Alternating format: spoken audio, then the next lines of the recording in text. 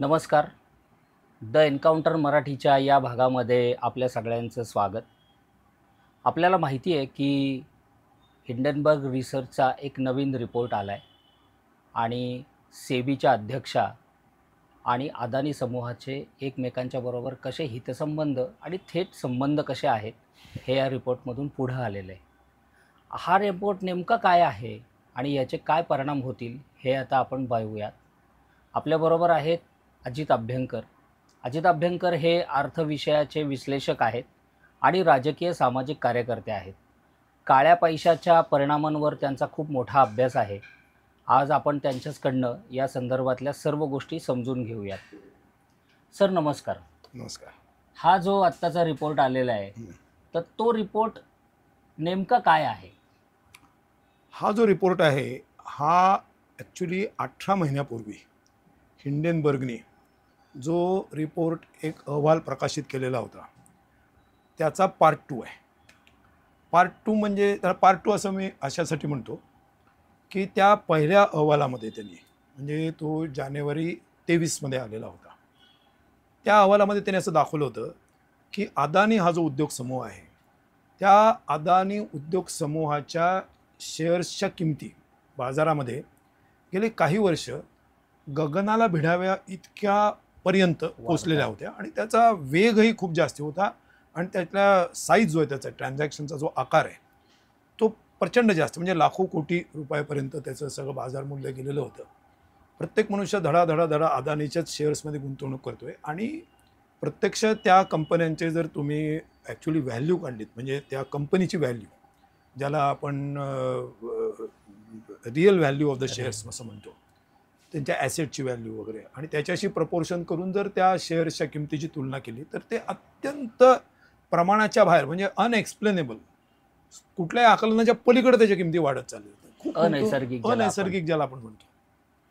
तर अनेक गुंतवणूक तज्ज्ञांनी त्याचं विश्लेषण केलं पण काही कारण सापडत नव्हतं. लक्षात आलं की का असं होतं. मग ते हिंडेनबर्गनी या सगळ्या फुगलेला प्रचंड असा एक फुगा फुगल्यासारखं ते झालेलं होतं. तर हिंडेनबर्गनी त्याचं विश्लेषण केलं आणि असं दाखवून दिलं की या ज्या किमती फुगलेल्या आहेत त्या आपोआप फुगलेल्या नाही. म्हणजे लोकांना वाटतं की अदानी अदानी म्हणून लोक असे झुंड पळते तसे अदानीच्या मागे पळतात. इतकं नैसर्गिकरित्या झालेलं नाही आहे. अगदी भले अफवामुळे झालं सुद्धा कधी कधी होऊ शकतं असं, पण ते इतके दिवस टिकत नाही. मग ते अफवेमुळे झालेलं नाही आहे किंवा लोकल वेळ लागले लोकांना म्हणून झालेलं नाही आहे. तर त्याच्यामागे there is a method in this madness if at all this is a madness. मग ती काय मेथड आहे तर अदानी जे म्हणजे विनोद अदानी आहे जे त्याचे गौतम अदानीचे भाऊ ते बाहेर आणि त्यांच्या फॅमिलीच्या नियंत्रणाखाली चालणाऱ्या या बाहेर स्थापन झालेल्या म्हणजे टॅक्स हेवन्समध्ये आता ते आपण नंतर बघू टॅक्स हेवन्स म्हणजे काय ते. तर त्या टॅक्स हेवन्समध्ये स्थापन झालेल्या त्यांचे खरे काय म्हणू आपण संचालक कोण आहेत हे अनॉनिमस आहे. अशा प्रकारच्या कंपन्यांनी कृत्रिमरित्या भारतामधल्या स्टॉक मार्केटमध्ये अशा प्रकारचे व्यवहार घडवून आणले किंवा केले की ज्याच्यामुळे या किमती अशा फुगत गेलेल्या दिसून येतात. आणि त्यांना असं त्या हिंडेनबर्गचं असं म्हणणं होतं त्या अहवालामध्ये की हे सगळं कृत्रिमरित्या जाणीवपूर्वक घडवलं जाते. आणि का घडवलं जाते तर त्यांनी असं सांगितलं होतं की अदानींचं त्याच्यासाठी एक गोष्ट लक्षात घेतली पाहिजे आपल्याला की अदानींच्या सगळ्या कंपन्यांमधले जे शेअर्स आहे शेअर कॅपिटल जे आहे त्यातलं 75% शेअर कॅपिटल हे अदानींच्या फॅमिली शेअर होल्डिंगमध्येच आहे. म्हणजे त्यांच्या फॅमिलीमध्ये शेअर्स आहेत ते 25% स्टॉक मार्केटमध्ये फिरतं आणि त्या 25%च्या व्यवहार एवढे प्रचंड होतात. मग ते कशामुळे त्याच्या किमती वाढवायच्या मग त्याचा फायदा काय अदानींना काय त्याचा फायदा. तर त्याचं कारण असं की त्या 25% शेअर्सच्या किमतींमुळे वाढलेल्या अशा फुगवलेल्या शेअरची किंमत सगळ्याच वाढते ना. म्हणजे ती काय 75%ची वाढत नाही यांचीच वाढते असं होत नाही. यांच्यामध्ये फक्त व्यवहार होत नाही त्यांच्यामध्ये व्यवहार होतात. मग हे काय करायचे अदानीचे जे फॅमिली मेंबर्स आहेत ते त्यांचे जे शेअर्स आहेत ते शेअर्स बँकेकडे गहाण ठेवायचे आणि त्याच्यावरती अर्थात ते वाढलेल्या किमतीवरती त्याच्यामुळे त्यांना मोठ्या प्रमाणात कर्ज उचलणं शक्य व्हायचं. म्हणजे जे कर्ज अदरवाईज त्यांना मिळालं नसतं पण ह्या शेअर्सच्या किमती जी अदरवाईज 100 रुपये बाजार किंमत नॅचरली समजा एखाद्या गोष्टीची दिसायला पाहिजे ती जर 700 रुपये दिसायला लागली तर तुम्हाला तेवढ्या प्रमाणात तुमच्याकडे असलेले शेअर्स तुम्ही गहाण ठेवून कर्ज उचलू शकता. हा एक त्याच्यामधला एक उद्देश होता. इत्यादी. आणि इतर भारतातल्या जो त्यांचा काळा पैसा आहे, कर चुकवलेला पैसा आहे, तो परदेशात नेऊन हे सगळे व्यवहार करायचे, अशी त्याच्यामध्ये अजून एक त्याला दुसरी एक बाजू आहे. या सगळ्याचं एक्सपोजर हिंडनबर्गनी त्याच्या 23च्या म्हणजे जानेवारी 23च्या अहवालामध्ये त्यांनी ते केलं. त्याच्यानंतर मग त्याच्याबद्दल याचिका झाल्या, शेअर मार्केटमध्ये प्रचंड पडझड झाली, सुप्रीम कोर्टामध्ये प्रकरण गेलं याचिकेच्या माध्यमातून. सुप्रीम कोर्टाने सेबीला सांगितलं की तुम्ही एन्क्वायरी करा. सेबीने काही प्रमाणात ती केली आणि अहवाल दिला की आम्ही काही चौकशी केली, परंतु या परदेशामधून गुंतवणूक करणाऱ्या आणि शेअर मार्केटमध्ये अदानीच्या शेअर्समध्ये व्यवहार करणाऱ्या ज्या कंपन्या आहेत त्यांचे खरे गुंतवणूकदार, त्याच्या मागचे खरे नियंत्रक कोण आहेत हे काय आम्हाला सापडू शकत नाही. यांचा एक शब्द असा आहे सुप्रीम कोर्टाने मांडलेला, the SEBI drew blank on this point to know the real controllers and the real operators behind the companies which were investing in the Adani companies in India from Bermuda, Mauritius, काय Cayman Island असेल, Panama असेल, whatever. आता ते अनेक त्याचे complex असतं ते structure. तर मग हा रिपोर्ट आला आणि एका अर्थाने थोडक्यात म्हणजे क्लीन चिट म्हणता येईल किंवा सेमी क्लीन चिट त्याच्यामधून अदानीला मिळाली, सेबीने दिली. आता सुप्रीम कोर्ट म्हटलं वी रिलाय ऑन सेबी, आणि सेबीने चौकशी केली आणि त्यांना काही पुरेशी माहिती मिळाली नाही. तेव्हा हा हिंडनबर्ग कोण आहे सांगणारा, हिंडनबर्गची तरी काय क्रेडिबिलिटी आहे, त्याची काहीच क्रेडिबिलिटी नाही, so leave it.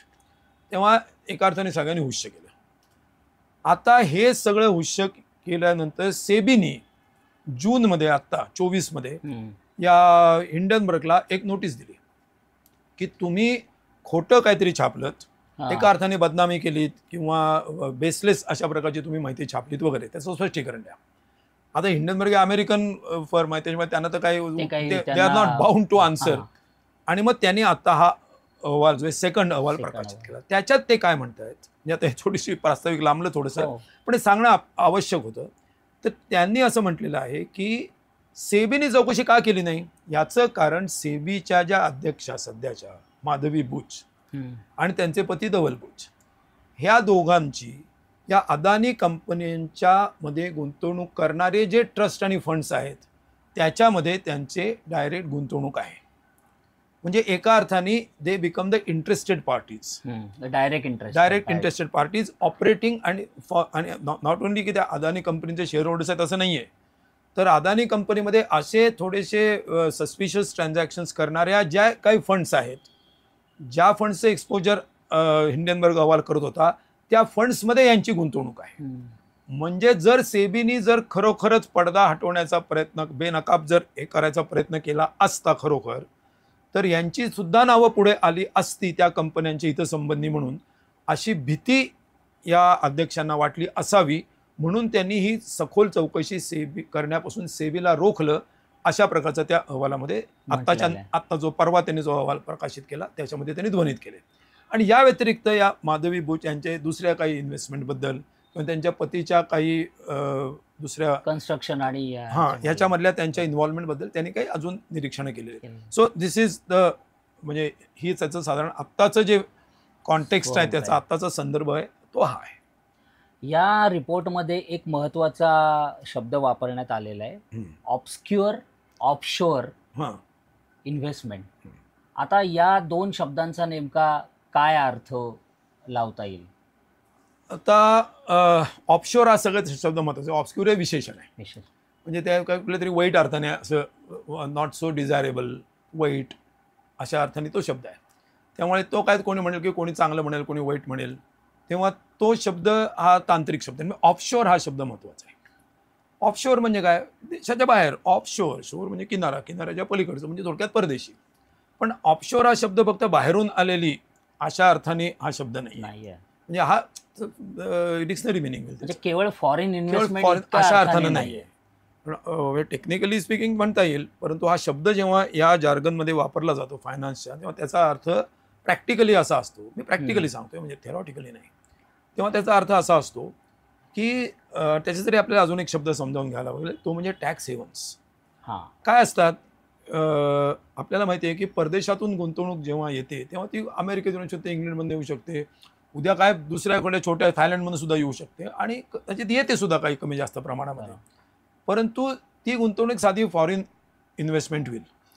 Foreign investment ही कदाचित एखाद्या कंपनीचे डायरेक्ट कंपनी चालवण्यासाठी म्हणून त्या कंपनीचे शेअर्स घेऊन त्या कंपनीचे प्रत्यक्ष संचालन करेल, उत्पादन करेल, विकेल, त्याच्यातनं भारतात नफा मिळवेल वगैरे वगैरे, ही एक साधी आपला जो नेहमीची चौकट जी असते आपल्याला बिझनेसची ती झाली. त्याच्यापेक्षा दुसरी गुंतवणूक शेअर मार्केटमध्ये येते. ते फक्त फंड्स जे येतात ते शेअर मार्केटमध्ये खरेदी करतात, 4 दिवसांनी ते शेअर्स विकतात, सकाळी घेतात, संध्याकाळी विकतात, अशा प्रकारची एक गुंतवणूक असते.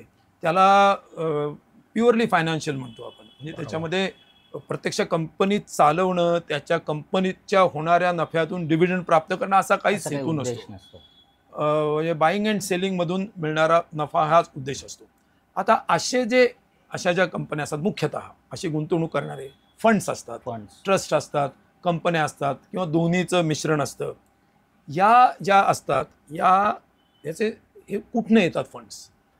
तर अनेक जगातले मोठमोठे धनिक लोक, भांडवलदार, कंपन्या, म्हणजे ते स्वतः इंडिव्हिज्युअली किंवा ते चालवत असलेल्या कंपन्या, या त्यांची स्थापना जगामध्ये साधारण 150पेक्षा जास्त अशी केंद्र आहेत ज्याला टॅक्स हेवन्स म्हणतात, की जिथं टॅक्सेशन हे मिनिमल आहे, मुद्दामून ठेवलेलं आहे. म्हणजे 1% इन्कम टॅक्स यदि 2%, 3% किंवा काही बाबतीत तर अजिबातच नाही. तिथं कंपनी स्थापन केली, त्याचे संचालक कोण आहेत, डायरेक्ट म्हणजे त्याचे शेअर होल्डर्स कोण आहेत, त्याचं सगळे अकाउंट्स, प्रॉफिट लॉस स्टेटमेंट हे सगळं गुप्त आहे. ते 99.99% प्रमाणात कोणालाही पाहायला उपलब्ध नाही आणि ते विचारलं पण जात नाही. गेलात तरी तुम्हाला कायद्याने उपलब्धच नाही. अशा प्रकारचे कायदे जिथं आहेत, अशा प्रकारची 150पेक्षा जास्ती सेंटर्स आज जगामध्ये आहेत. पूर्वी आपल्याला माहिती होतं स्वित्झर्लंड एकच माहिती होतं, आता अशी 150 आहेत. तिथं त्या कंपन्या रजिस्टर करतात आणि तिथून ती गुंतवणूक येते.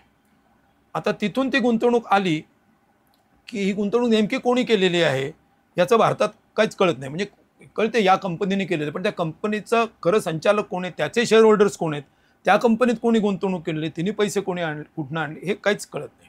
एक प्रकारच्या पोलादी पडद्याआडते राहतं. आता त्याचा काय फायदा आहे? त्याचा फायदा असा की भारतामध्ये जे लोक, ज्या कंपन्या किंवा त्याच्या मागच्या, तर कंपन्या काय आपोआप काही करत नाही, त्याच्या मागे एकूण लोक असतात, ते कर चुकवण्यासाठी म्हणा काही नफा कमावतात. तर तो अशा पद्धतीनं ते काही पद्धतीनं देशाच्या बाहेर पाठवतात. कसा पाठवतात ते सांगतो. हवाला ट्रान्झॅक्शनमधनं पाठवतात किंवा सोन्याचं स्मगलिंग करून सुद्धा पाठवतात. विविध पद्धतीने तो देशाबाहेर जातो. त्याच्यातला एक मार्ग जो आहे तो फक्त मी सांगतो आणि थांबतो. त्याला म्हणतात की एक्सपोर्ट अंडर इनव्हॉइसिंग. म्हणजे भारतातून मी काही एक्सपोर्ट करतोय, खराखुरा एक्सपोर्ट करतोय, पण त्याची किंमत समजा मला $100 मार्केट प्राइस आणि ऍक्च्युअली मिळणार असेल, तर मी एक्सपोर्ट करताना त्याची किंमत जी आहे इथून एक्सपोर्ट करताना ती $50 दाखवणार. मग तर मी तो कोणाला विकणार? तर तो माझ्याच नियंत्रणाखालच्या एखाद्या कंपनीला विकणार. म्हणजे भारतामध्ये तयार झालेला माल की ज्याची समजा कॉस्ट ऑफ प्रोडक्शन डॉलर्समध्ये सांगितलं तर $45 आहे, तो $50 विकला. प्रॉफिट दिसला किती? भारतातल्या कंपनीला $5. पण ऍक्च्युअली इंटरनॅशनल प्राइस त्याची $100 आहे. मग ती जी कंपनी आहे की जी माझ्या नियंत्रणाखालची असेल, ती $50 त्यांनी घेतलेली वस्तू $100 विकणार बाहेर. म्हणजे बाहेरच्या देशात व्यवहार झाला, म्हणजे त्यांना $50 फायदा झाला. त्याच्यामुळे आता हा फायदा त्या कंपनीला झालेला आहे, पण ती कंपनी माझ्या नियंत्रणाखालची आहे, हे गुप्त आहे. ती कंपनी मॉरिशसमध्ये स्थापन झालेली आहे. ती कंपनी अशी कुठेतरी स्थापना, त्याचे रजिस्ट्रेशन, व्यवहार कुठेही करू शकतो. त्यामुळे इथून तो माल तिथं जाईल, तिथून $50 फायदा होईल, तो त्या कंपनीला होईल, पण जिथे ती कंपनी रजिस्टर झालेली आहे त्याचा विचार करतात आणि अशा देशातच ते इथून तो रूट करतात. त्याच्यामुळे तिथे त्याला करच बसत नाही. म्हणजे इथून, आणि तो जो कर, ती जी कंपनी आहे ती कंपनी माझ्या नियंत्रणाखालची आहे. तेच पैसे रूट करून भारतामध्ये गुंतवले जातात.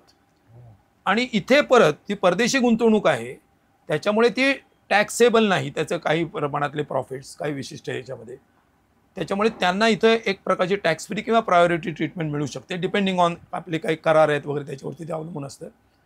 त्याच्यामुळे दुसरं, इम्पोर्ट करायचं असेल तर ओव्हर इन्व्हॉइसिंग करायचं. $50 जर इम्पोर्ट असेल तर तो $100 दाखवायचा. म्हणजे इथून जाताना $100 बाहेर जातील, या कंपनीला $100 पेमेंट करावं लागेल, की भारतातल्या कंपनीला तोटा होईल किंवा त्याचा प्रॉफिट खाल्ला जाईल सगळा. पण ते पैसे म्हणजे भारतातला टॅक्स वाचला आणि परदेशात तो गुप्त पद्धतीने माझ्या नियंत्रणाखालच्या एका कंपनीत आला. अशा प्रकारे या कंपन्या, तर अदानींना आणि विनोद अदानी जो आहे, आणि म्हणजे केवळ अदानी नाही आहेत, त्याच्यामध्ये सगळेच बडे उद्योगपती आहेत. हजारो अशा प्रकारच्या कंपन्या, हजारो अशा प्रकारचे अकाउंट्स आहेत, आणि त्याच्यासाठी अनेक भारतातले उद्योगपती NRI होतात, परदेशाची सिटिझनशिप सुद्धा घेतात, की ज्याच्यामुळे त्यांनी बाहेर कमावलेलं उत्पन्न उघडपणाने सांगितलं तरी ते भारतात टॅक्सेबलच होत नाही, कारण ते सिटिझन्स ऑफ इंडियाच राहत नाहीत, ते बाहेरच. हे जे सगळं रॅकेट आहे, हे सगळं चालवणारी जी एक यंत्रणा आहे, ती ज्या अशा प्रकारच्या सेंटर्समधून ऑपरेट होते, त्याला उद्देशून जनरली ऑफशोर, पण ऑफशोर शब्दशः त्याचा अर्थ तसा नाही. So offshore is always related to investment from tax havens. हा, कारण त्याच्यामध्ये 2 देशांची नावं आलेली आहेत, एक बर्म्युडा आणि एक मॉरिशस. आणि तुम्ही पूर्वी मॉरिशसच्या टॅक्स हेवनवर पण बोलला होता, तर ते नेमकं याच 2 देशांची नावं. आता काय आहे याच्यामध्ये, तुम्हाला सोंगट्यांचा खेळ माहिती आहे. समजा मी एक लहान मुलांना, मला समजा काहीतरी हे करायचं आहे, गंडवायचं आहे, आणि मी एखाद्या कपाखाली, आता इथे कप आहेत समजा, कपाखाली एखादी वस्तू ठेवली, तर तुम्हाला सापडू नये म्हणून मी काय करतो, सगळे सारखे दिसणारे कप आहेत, इथून तिथं, हा तिथून इथं, इथून इथं, असं मी सरकवत राहीन, तुम्हाला कळणारच नाही नेमकं कुठली वस्तू कुठे गेली. तसं हे स्टॉक ज्या कंपन्या आहेत, ते टॅक्स हेवन्स जे आहेत, ते एका टॅक्स हेवनमध्ये कंपनी स्थापन करायची, त्या कंपनीने गुंतवणूक दुसऱ्या एका कंपनीत करायची, दुसरीने तिसऱ्यात करायची, तिसरीने चौथ्या टॅक्स हेवनमध्ये करायची. म्हणजे तुम्ही जर पैसा ट्रॅक करायला सुरुवात केलीत, की अजित अभ्यंकर यांनी अशा प्रकारे बाहेर रूट केलेला पैसा नेमका कुठे गेला पुढे, तो तुम्हाला सापडणारच नाही. सगळ्या paper transactions, all paper transactions, आणि अशा प्रकारे त्याला लेअरिंग असं म्हणतात. तर हे लेअरिंग हे केलं जातं, आणि ते लेअरिंग करण्यासाठी असे देश असतात, कदाचित एखाद्या देशाचा एखादा शहर सुद्धा भाग असतो, त्याला ज्युरिस्डिक्शन असं म्हणतात.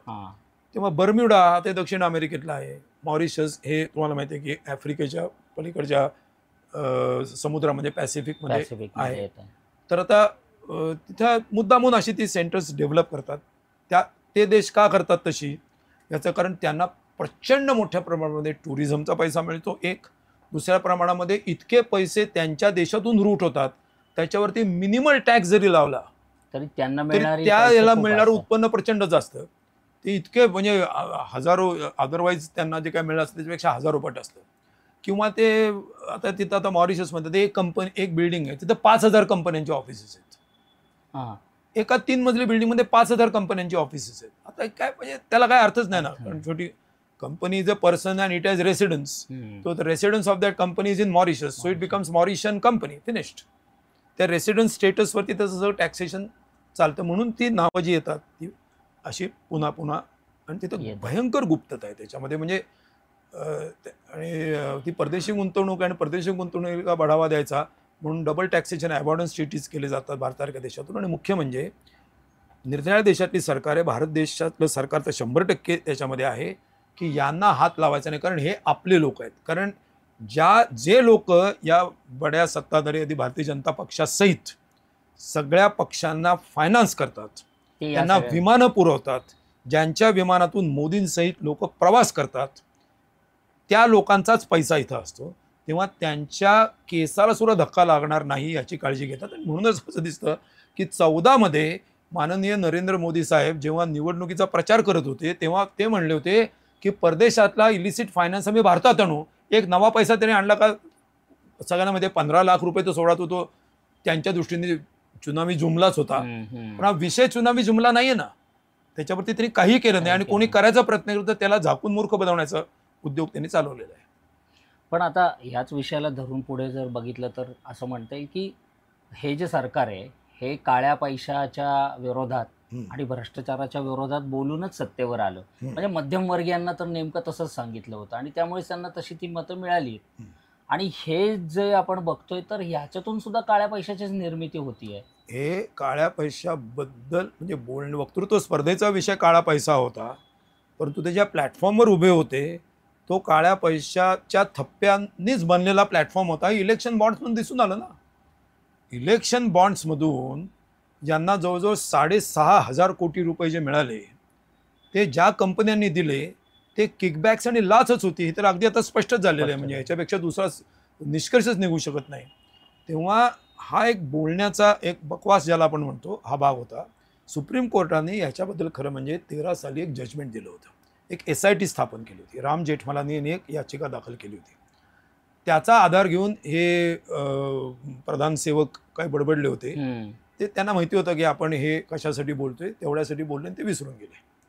तेव्हा हे काळ्या पैशावरती उभे असलेले, काळ्या पैशाचा तोबरा ज्यांच्या तोंडामध्ये आहे ते काळ्या पैशाबद्दल बोलू शकतील, हा एक विनोद आहे. म्हणजे अगदीच खरं आहे. पण आता हे ज्या समूहाचं नाव आलंय आणि त्या समूहाचं वारंवार नाव येतं, अजून एक 2-3 समूहांची नावं येतात, म्हणजे भांडवलदारांची जी नावं येतात ते आणि सध्याचे सत्ताधारी अशी ह्यांची जी मिलीभगत आहे आणि ही वारंवार उघड होते. संसदेत पण त्याविषयी बोलणं जातं.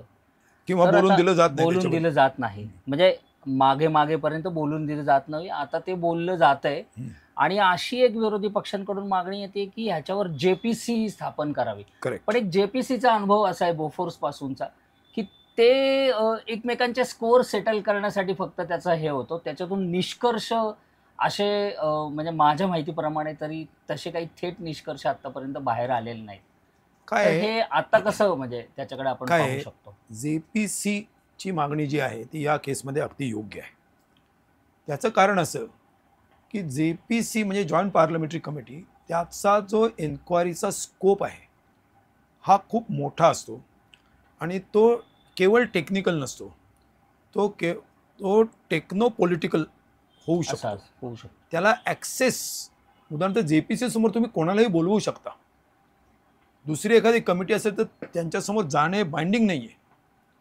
JPC समोर तुम्ही एखाद्या सरकारी अधिकाऱ्याला बोलवू शकता.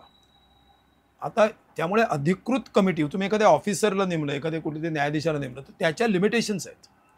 परंतु JPC has practically no limit आणि तिचा अहवाल जो डिरेक्टली पार्लमेंट समोर येतो. तुम्ही एखादी दुसरी समिती नेमली तर तिचा अहवाल म्हणजे सरकारने नेमली तर तो फक्त सरकारकडेच जाईल, हा, पार्लमेंट यामध्ये समोर राहणार. इट विल पार्लमेंटमध्ये. Not be discussed in the parliament. आणि वेगवेगळ्या प्रकारची मतं ही तिथं घासून चर्चेली जातील. म्हणजे JPCचा अहवालाची कक्षा आणि तिची बंधन क्षमता ही तुलनेने खूपच जास्ती आहे. त्यामुळे JPCची मागणी ही निश्चितपणे योग्य आहे. आणि JPCची मागणी योग्य आहे याचं दुसरं एक कारण आहे, म्हणजे त्याचं मेरिटवरती दुसरं कारण आहे की आता मगाशी बोलताना तो एक आपला स्टिक थोडासा राहून गेला की यांची जी म्हणजे माधवी बुच ज्या आहेत त्यांच्याबद्दल जी गुंतवणूक त्यांनी केली असं जे आरोप वगैरे जे आहे त्याचे काही चांगले एव्हिडन्सेस हे हिंडनबर्गने दिलेले आहेत. त्याचबरोबर त्यांचे कन्सल्टन्सी फर्मचे काही डिटेल्स त्यांनी दिलेले आहेत. आणि मुख्य म्हणजे त्यांचे जे पती धवल बुच यांची ब्लॅकस्टोन कंपनी नावाची एक मोठी रिअल इस्टेट इन्व्हेस्टमेंट ट्रस्टमध्ये भारतामध्ये खूप मोठी झालेली, ती आंतरराष्ट्रीय मोठी कंपनी. त्याच्यामध्ये प्रायव्हेट इक्विटी मॅनेजमेंटपासून इन्फ्रास्ट्रक्चरसाठी इक्विटी ॲडवाईस करणं, म्हणजे त्यांचे फायनान्स आणि त्याच्याबद्दलचा ॲडवाईस आणि इन्व्हेस्टमेंट याच्यामध्ये त्यांची अगणित अशा प्रकारची क्षेत्र की ज्याच्यात ते काम करतात. परंतु हे जे बुच हे ग्रस्त आहेत यांचा एक्सपर्टाईज होता सप्लाय चेनमधला. ते हिंदुस्तान लिव्हर, युनिलिव्हरमध्ये होते, बरेच वर्ष काम केलं. तर supply chain is connected to the activity of production process आणि त्याचं सगळं पुढचं म्हणजे कच्च्या मालापासून ते फिनिश गुड्स फायनल मार्केटमध्ये जाईपर्यंत जे जे काय स्टेप्समधून किंवा पाईपलाईनमधून जातं त्या सगळ्या पाईपलाईनचा अभ्यास ज्यांचा असतो त्याच्यामध्ये त्यांचे कॉन्टॅक्ट्स आणि एक्सपर्टाईज असतात, ती झाली सप्लाय चेन. आता ते जे आहेत ते रिअल इस्टेट इन्व्हेस्टमेंट ट्रस्ट नावाची एक नवीन गुंतवणुकीची शाखा भारतामध्ये ओपन होती आहे. ती 19 सालापासूनच होती आहे. आणि हे ग्रस्त जे आले त्यांची पहिली करिअर संपवून तर त्यांना या ब्लॅकस्टोन या क्षेत्रातल्या आंतरराष्ट्रीय एका प्रख्यात कंपनीमध्ये सिनियर ॲडवायझर म्हणून नेमलं. प्रायव्हेट इक्विटी मॅनेजमेंट करणारी जी त्यांची एक काही ब्रँच आहे त्याचे सिनियर ॲडवायझर म्हणून त्यांना नेमलं. आणि ती भारतामध्ये रिअल इस्टेट इन्व्हेस्टमेंट ट्रस्ट हे जे काही गुंतवणुकीची नवं क्षेत्र उभं राहते त्या क्षेत्राची वाढ गेल्या 5 वर्षात इतकी मोठी झालेली आहे. आणि या माधवी बुच असं सांगतात, पब्लिकली सांगितले त्यांनी, याच वर्षाच्या मार्चमध्ये त्यांनी सांगितलेलं आहे की हे गुंतवणुकीचं क्षेत्र आता स्टॉक मार्केटपेक्षाही मोठं होईल, किंबहुना निदान तेवढं तरी महत्वाचं होईल, एवढं ते मोठं होत चाललंय हम्म. रिअल इस्टेटचं. पण हे असं त्यांनी म्हणणं म्हणजे त्यांच्या कक्षेच्या बाहेर जाऊन आता बोलण्यासारखं. त्यांनी नाही ते ठीक आहे, ते मोठं होईल असं त्यांनी म्हणणं ठीक आहे, त्यांनी म्हणायला काही हरकत नाही. हम्म. परंतु पॅरलली धवल बुच जे आहेत ते बरोबर त्याच वेळेला त्यांचा कुठलाही खरं म्हणजे त्या क्षेत्रातला काही अनुभव प्रॅक्टिकल नाहीये. एक्सपर्टाईज नसताना त्यांना इन्व्हेस्टमेंट ॲडवायझर म्हणून, सिनियर ॲडवायझर म्हणून नेमलं जातं. आणि त्याच वेळेला बरोबर so this is a circumstantial kind of context. हा कुठेतरी तपासला जायला पाहिजे, कारण हा कोण म्हणेल की त्यांच्या नवऱ्याने काय केलं याचा काय संबंध आहे, असं नाही आहे. तुम्ही जर सेबी सिक्युरिटी एक्सचेंज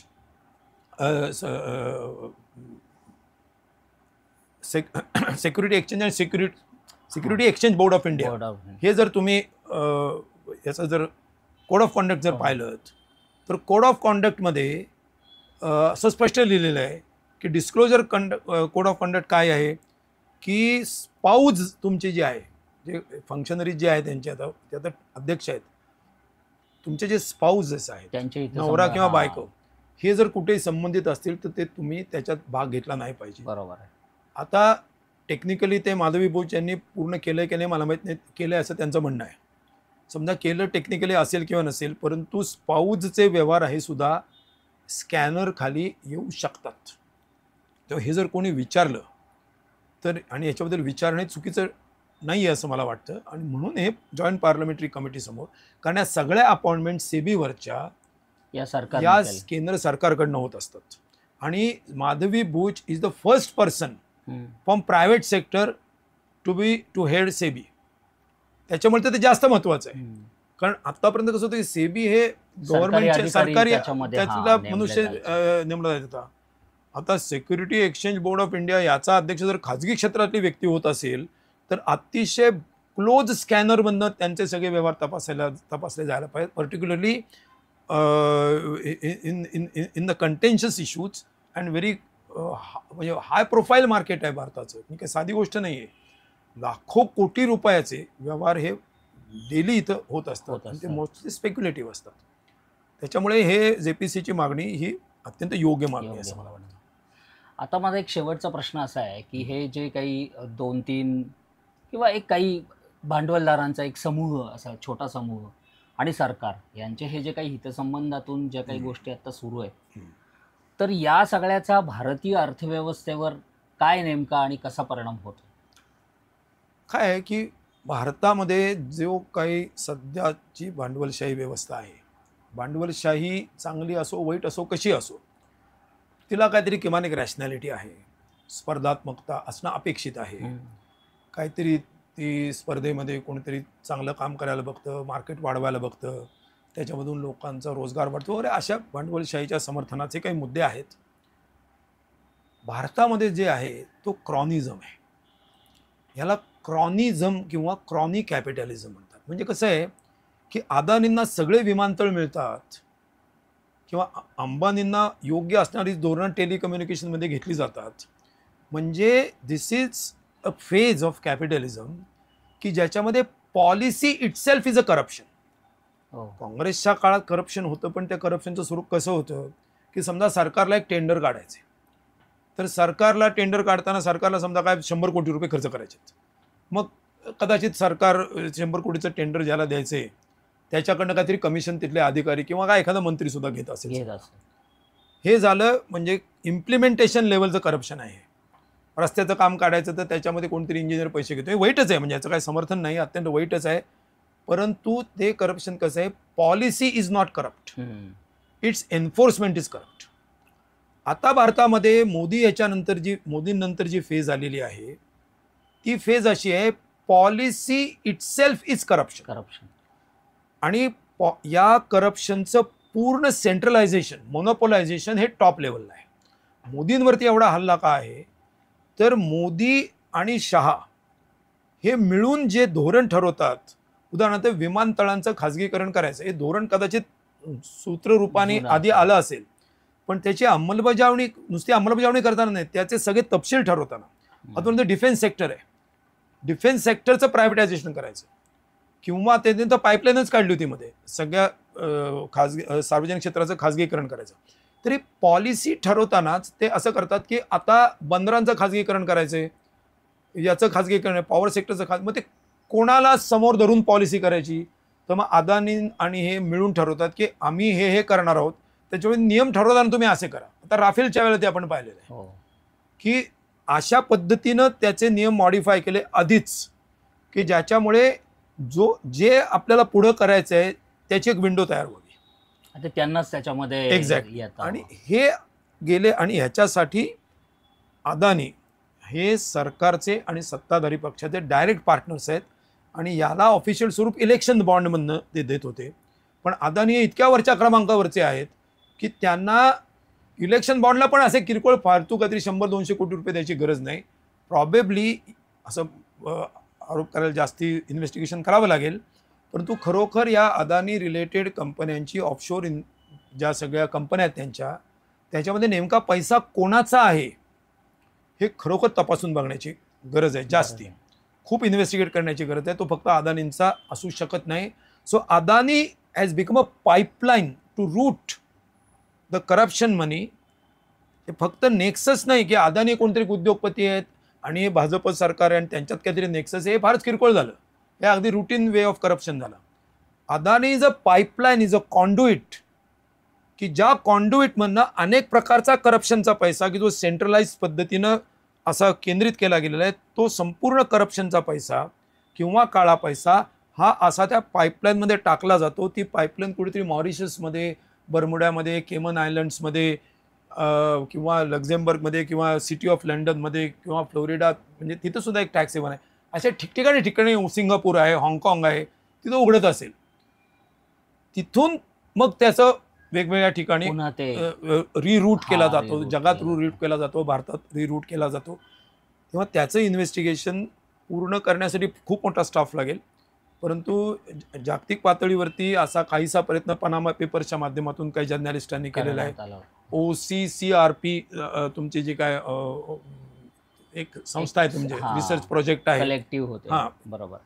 तर तो जो काय सगळा प्रयत्न आहेत ते आणि मोठ्या प्रमाणात पॉलिटिकल विल असेल तर हे बाहेर काढता येईल. आणि हे याची सुरुवात जॉईंट पार्लमेंटरी कमिटी मधून होऊ शकते, म्हणून ते अत्यंत महत्त्वाचं आहे. महत्त्वाचं आहे. म्हणजे एक साधा प्रश्न फक्त मी म्हणतो, किरकोळ स्वरूपाचा आहे हा, की इलेक्शन बॉन्ड्स हे जर corruption, it leads to corruption असं जर असेल तर ज्यांनी ही स्कीम आणली त्यांचं माइंड किती करप्ट असेल याचा विचार करावा. आणि फॉर दॅट मॅटर विमानतळांच्या खाजगीकरणामधून नेमका कोणाचा फायदा झाला आणि कसा झाला हे जर परत बघायचं असेल तर हे सगळं एकमेकांशी कनेक्टेड आहे. त्यामुळे फक्त नेक्सस नाहीये, हे पार्टनरशिप आहे. पार्टनरशिप. खरं तर हा विषय खूप मोठा आहे आणि यावर आपण अनेक एपिसोड्समधून बोलणार आहोत. या पहिल्या एपिसोडमध्ये अभ्यंकरांनी आपल्याला बऱ्याचशा गोष्टी सांगितल्यात आणि आपण त्यांच्याशी या संदर्भात यापुढेही चर्चा करणार आहोत. तूर्तास धन्यवाद. नमस्कार.